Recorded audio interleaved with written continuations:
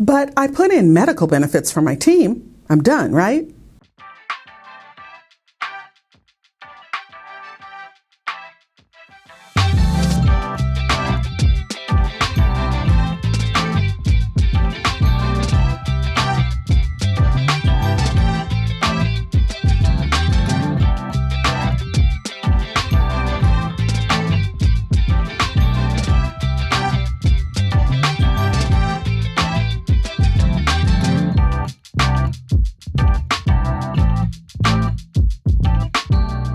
Hi entrepreneurs, I'm Vicky Brown, and you're in the right place if you want to engage your team, boost your business, and grow your leadership muscle. Okay, so employee benefits, well, they don't stop at medical insurance. There's a whole variety of other offerings that come under the employee benefits umbrella. Now, while the most well-known may be medical coverage, coming in a close second and third are dental and vision benefits. Many times, dental benefits are packaged with the same insurance carrier as the medical coverage, but it doesn't have to be. You can absolutely have medical coverage from one company and dental coverage from another. The main thing to keep in mind is that you want the best coverage for your team and the best pricing for you. Now, one interesting thing about both dental and vision coverage is it can be what's called a voluntary plan, meaning the employee pays the full cost of the monthly premium. Now, this can be a nice feature to take advantage of if you're on a very limited budget, but you still want to be able to tout a full array of benefits when you're recruiting. Now, there can be participation limits with voluntary plans, meaning there's a minimum number of employees that have to enroll. But again, your benefits broker can walk you through those details. Now, on the flip side, you could have a more traditional approach. The company pays part or all of the premium, and the employee pays the rest. It'll still be a pre-tax deduction from their check, provided you have a POP 125 plan in place. So it can help both you and your team member with the tax load. Okay, when it comes to dental plans, they almost mirror medical plans. You can have a dental HMO, usually called a DHMO, or a dental version of a PPO. Now, if you want a refresher on the two types of plans, you can take a look at this episode. And again, like medical HMOs and PPOs, the dental HMO is usually less expensive than the dental PPO, but it also offers less flexibility. Now, one big difference with dental plans is the annual maximum. This is the maximum amount the insurance company is going to pay for covered expenses each year. I usually see annual maximums range from $1,000 on the low end to $2,000 on the high end.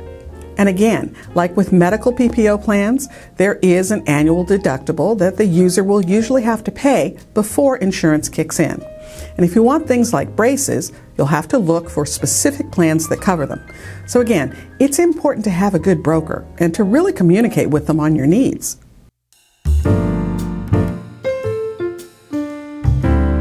On the vision side, most times I see these set up completely separate from the medical insurance carrier. In fact, at the time of this episode, VSP is the nation's largest vision provider. And no, this is not a commercial for VSP. It's just a fact. But there are definitely also other carriers like iMed and Emeritus, among others. And in fact, many of the medical carriers also offer vision plans, and you might even get a bundled discount. So all that to say, check with your broker. See why you need one? Now, depending on the carrier, the vision coverage may mimic the medical format, meaning an HMO-type plan offering and a PPO-type plan. The main thing you're going to look for with a vision plan, including, of course, how much it costs each month, is how often eye exams, lenses, contact lenses, and frames are going to be reimbursed, hopefully at least once a year. And, of course, what the reimbursement rate is.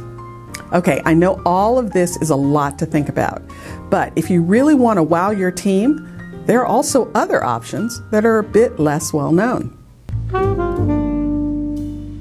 First off, there's life and disability insurance. On the life insurance side, you can choose a plan that's based on a flat rate, something like $25,000 worth of life insurance, or you can go for something based on a percentage of the person's salary. For instance, X amount per $1,000 of coverage. Life insurance also generally comes with something called accidental death and dismemberment insurance. Now, I know that sounds awful. Maybe that's the reason everyone simply refers to it as AD&D coverage. In any event, AD&D is kind of an add-on to life insurance, and it expands life insurance coverage. Now, there is one more thing about life insurance. You'll normally sign up for basic life, and then you can generally also purchase something called supplemental life insurance. This is the policy that lets your team members buy up to higher limits, and they can also purchase coverage for their family members. Now, the best thing about all this is that these policies are generally far cheaper than an individual life insurance policy that someone could get on their own. And many times they're portable, meaning that if the person leaves the company, they'll have the option of taking the coverage with them and paying the full premium themselves. Next is disability insurance. This kicks in when someone becomes disabled outside of work and can't work. And by the way, it's completely different from workers' compensation coverage, which covers lost wages and medical bills if someone becomes disabled due to a work accident. Now, disability insurance comes in two flavors: short-term disability and long-term disability. Both short and long-term disability covers missed wages. Short kicks in first and tops out at a specific number of weeks, usually around 25. And at that point, long-term disability would take over. Now, interestingly, short-term disability is required in most states. In fact, a number of states have it already baked into your payroll tax payments. And when someone becomes disabled, they would apply to the state disability program and get paid directly from them. California is set up this way. Now, in other cases, the state may require the employer to purchase a separate insurance disability policy, and that's where the employee would submit the claim. That's the way New York does it. And in yet many other states, the employer isn't required to get short-term disability at all. So, if the employee suffers a disability, they wouldn't have any wage protection coverage. But even in those cases, you can choose to put a short-term disability plan in place if you want to.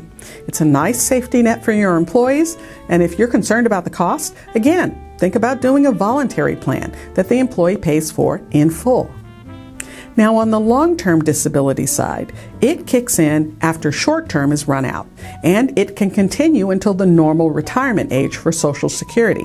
Now, these plans, both short-term and long-term, can be complex, have lots of carve-outs and limitations, and options. So, you absolutely need to consult with a qualified insurance broker before you dive in. Sure, I know the world of employee benefits can be a bit confusing, but hopefully this helps out a bit. And remember, you do not have to go this road alone. Use your free expert.